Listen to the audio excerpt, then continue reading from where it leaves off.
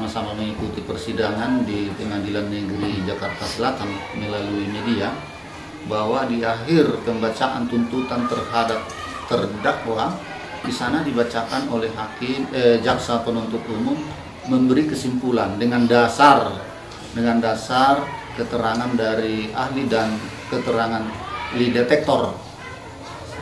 Itulah mereka membuat suatu kesimpulan bahwa terjadinya bukan suatu pelecehan, yang terjadi adalah perselingkuhan. Disinilah saya yang sangat heran dari saksi-saksi yang begitu banyak orang itu.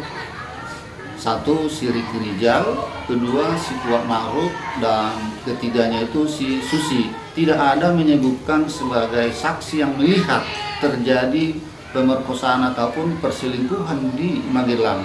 Jadi ini timbul kesimpulan inilah yang sangat mengejutkan kami. Kenapa kami terkejut keluarga, apalagi kami ayah dari orang almarhum Joshua.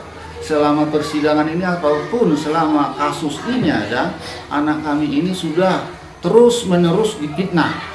Yang pertama difitnah kejadian di Duren 3, sudah di SP3, itu sudah termasuk pemfitnahan.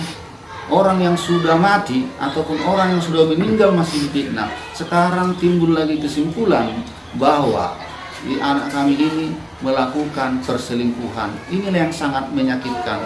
Seolah-olah semua permasalahan ini ditumpahkan kepada anak kami almarhum Joshua. Sebab dia sudah meninggal, ditumpahkan lagi semua sama dia permasalahan ini. Itulah yang kami sangat-sangat prihatin melihat peradilan ini sekarang ini.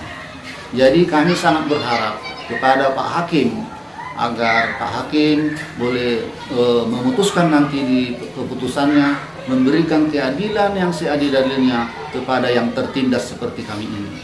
Berarti saksi Vera kemarin nggak ditanggapi berarti Pak ya? Ya, saksi Vera di waktu persidangan itu kan ada mereka dengan almarhum semasa hidupnya di bulan 6, ada chatting-chattingan melalui telepon dengan WA. Nampaknya mulai dari persidangan ini saya ikuti, boleh saya bilang saya ikuti persidangan ini 90% tidak ada dibahas soal sana. Mungkin dari sana pun bisa ditelusuri apa motifnya ini sebenarnya, tapi itu nampaknya dikesampingkan selama ini.